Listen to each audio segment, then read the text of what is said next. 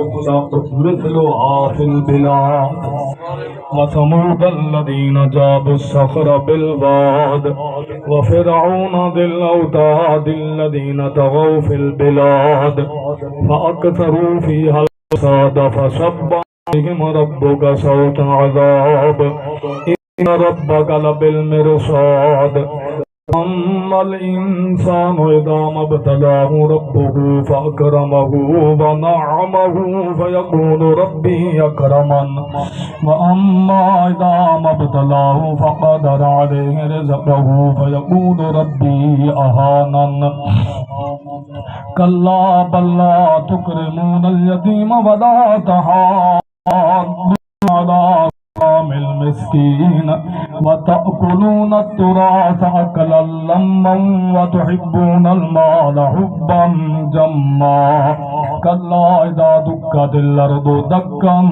دكا وجاء ربك والملك صفا صفا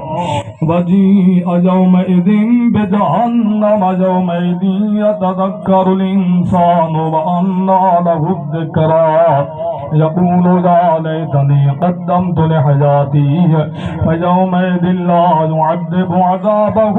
أحد ولا يوثق وثاقه أحد يا أيتها النفس المطمئنة ارجعي إلى ربك راضية مرضية فادخلي في عبادي وادخلي جنتي بسم الله الرحمن الرحيم لا أقسم بهذا البلد وأنت حل بهذا البلد ووالد وما ولد لقد خلقنا الإنسان في كبد أيحسب أن لن يقدر عليه أحد يقول أهلكت مالا لبدا أيحسب أن لم يره أحد ألم نجعل له عينين ولسانا وشفتين وهديناه النجدين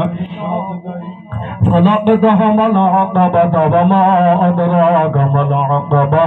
فك رقبة أو إطعام في يوم ذي مسغبة يتيما ذا مقربة أو مسكينا ذا متربة ثم كان من الذين آمنوا وتواصوا بالصبر وتواصوا بالمرحمة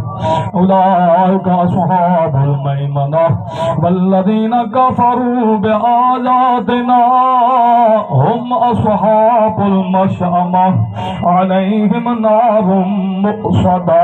بسم الله الرحمن الرحيم والشمس وضحاها والقمر إذا تلاها والنهار إذا جلاها والليل إذا يغشاها والسماء